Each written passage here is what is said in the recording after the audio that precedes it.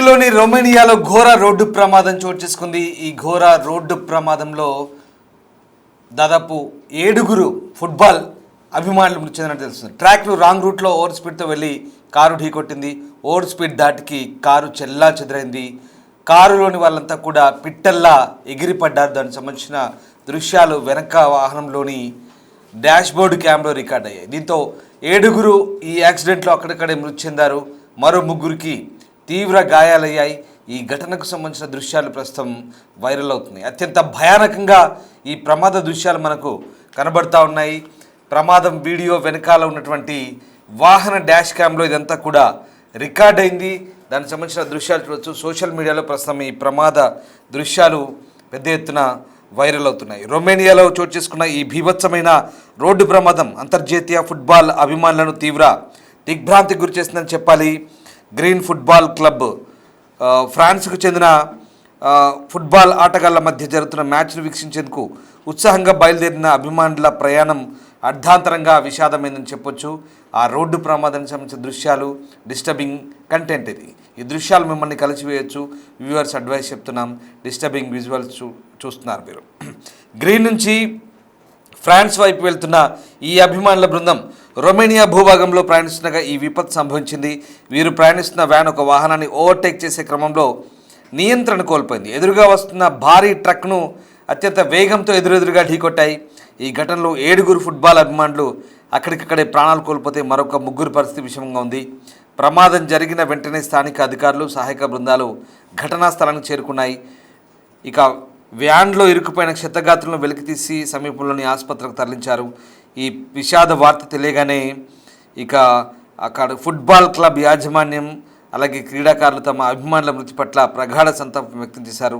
క్రీడల పట్ల ఉన్న మక్కువ ఇలా ప్రాణాలు తీయడం అందరినీ కలిసివేసింది. గ్రీక్ ఫుట్బాల్ క్లబ్ ఆటగాళ్ళు అయితే ఈ ఆటగాళ్ళకు సంబంధించిన అభిమానులు ఈ ఘటనలో మృతి చెందడం పట్ల ఆ ఫుట్బాల్ క్లబ్ యాజమాన్యం తీవ్ర సంతాపాన్ని వ్యక్తం చేస్తూ ప్రాణాలు పోవడం పట్ల ప్రగాఢ సానుభూతిని ప్రకటించాయి. దానికి సంబంధించిన దృశ్యాలు ఒకసారి మనం చూద్దాం.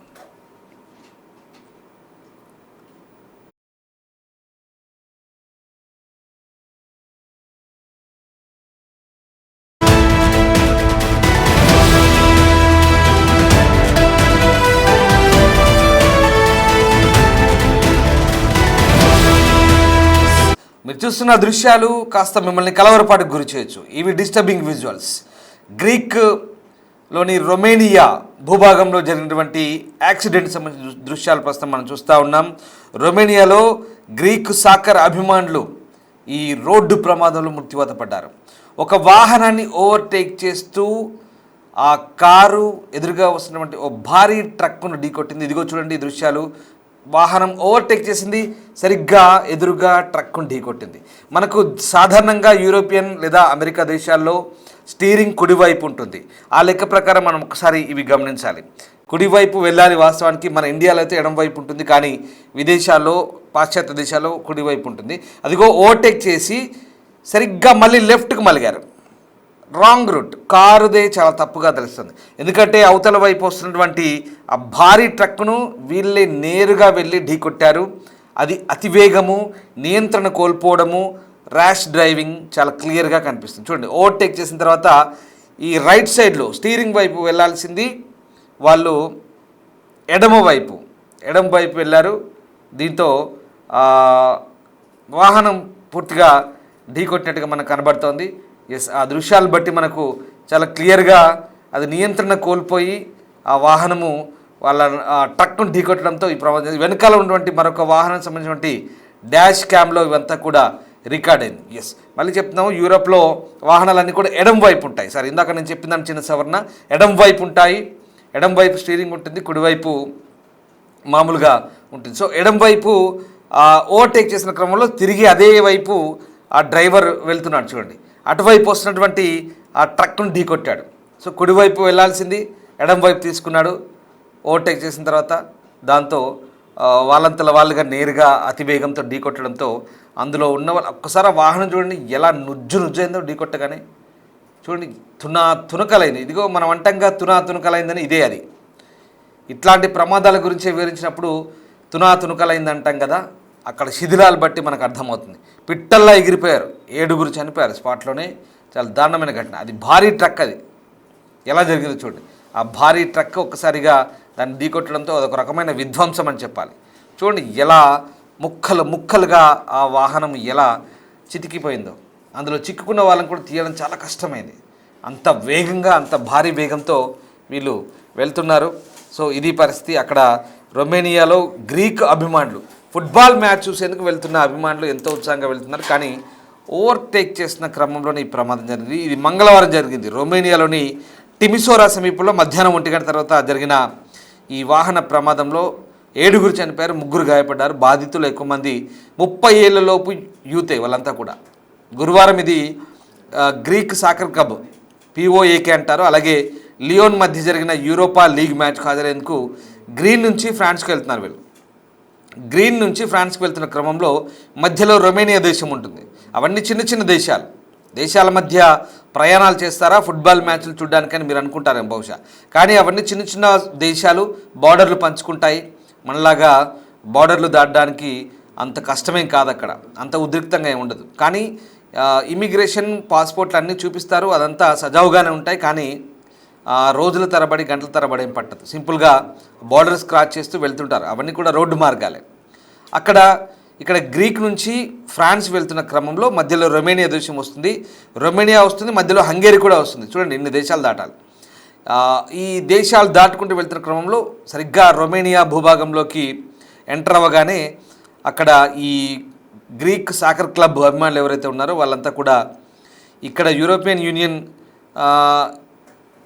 కాకుండా ఇతర సరిహద్దుల వద్ద ఎక్కువసేపు వేచి ఉండకుండా ఇవన్నీ ఉపయోగిస్తున్నారు, ఎక్కువసేపు వెయిట్ చేయకుండా ఈ రూట్లన్నీ కూడా. సో ఆ రకంగా వాళ్ళు వెళ్తున్న క్రమంలో అతివేగం ఆ ప్రమాదానికి కారణంగా మారింది.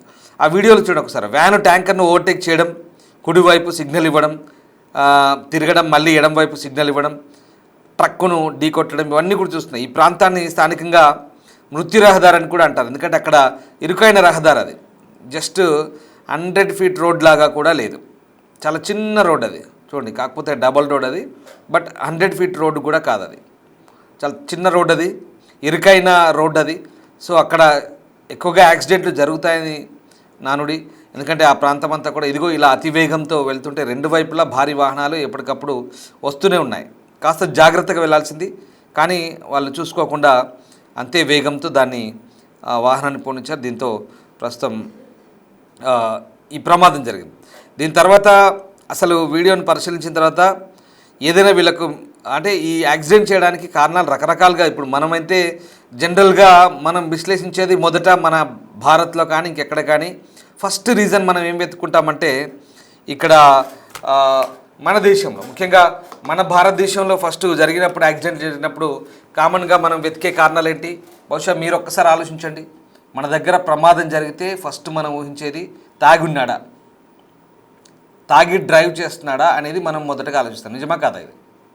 ఎందుకంటే తాగి డ్రైవ్ చేసేవాళ్ళు ఎక్కువ కేసుల్లో ఇట్లాంటి వాటిలో ఆ ట్రాక్ ఉంది. ఇది మనం చెప్పడం కాదు, చాలా వరకు ప్రమాదాల కారణం మధ్యమత్తులో ఉండడమే. మనం మొదటగా విశ్లేషించేది మధ్యమత్తులో ఉన్నాడా డ్రైవర్, వాడు తాగి ఉన్నాడా, ఎలా చేశాడు అనేది ఫస్ట్ వచ్చే డౌట్ మనకు.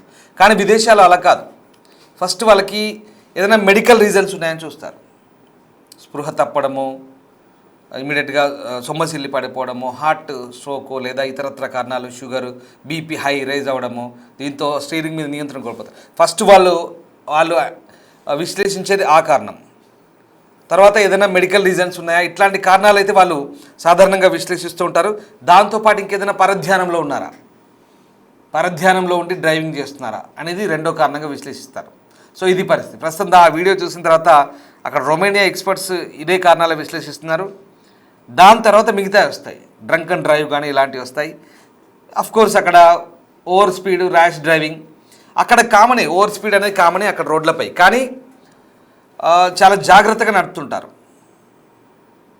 బట్ ఇక్కడ చిన్న రోడ్, అది ఇరుకైన రోడ్, అది దేశాల మధ్య సరిహద్దులు దాటుతున్న క్రమంలో జరిగింది ఇది.